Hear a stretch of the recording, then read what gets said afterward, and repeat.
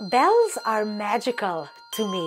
زنگل بوم افسونیه شکلاوی وکی کراسه براستی جی افسونیه گاوا من بهتر وان لیکولین کر من بهتر وان حس کر کلکسیونا من ده نزیکی حفظت زنگل هنه ناتالیا پاروس موزیکجنکی ji New York'e ku li kolanan bi zengilan hunerê xwe pêşkeş dike.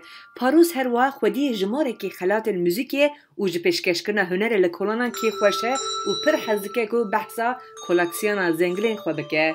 Elephant bell. زنگلا فیلانه ev jî zengila duçerxeyê ji xwe hemû çîroka min bi van zengilan dest pê kir ku min ji dikanên geştiyarî yên Awstrya kirî Paros berî semakar bûye li kompanyaya semayê Marta Grahamê de perwerde girtiye li ev nezanibû ku jiyana wî di nav muzîkê de berdevam bike.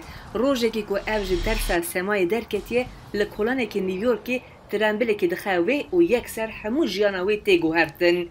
Ev di vê qezayê de zerarekî mezin dibîne hem ji aliyê derûnî ve û hem ji fîzîkî ve.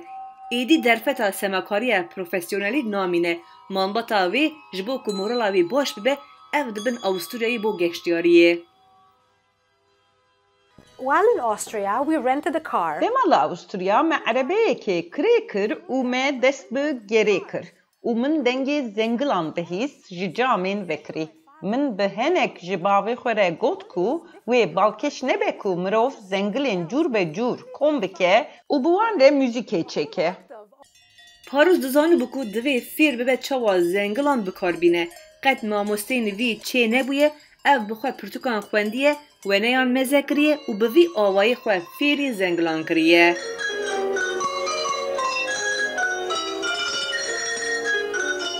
Cowbell ringing is primarily Zengila deveran bi tenê li Awstrya û Swîsreyê heye, belkî li Fransa jî hebin, lê li serenserê dinyayê zengilên bi vî şeklî taybet tune. Ev bi tenê di her du welatan de hene. Belkî li dinyayê de kesên ku zengilê dilîze hene, wekî ku ez li New Yorkê me.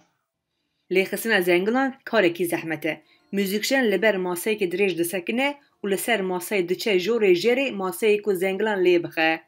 Paros dibêje lêxistina zengilan wekî hereketên semayê çêdibe, şewayê wê heye û zehmet e. Li New Yorkê ev bi tenê xwe müzîkjena zengilan e.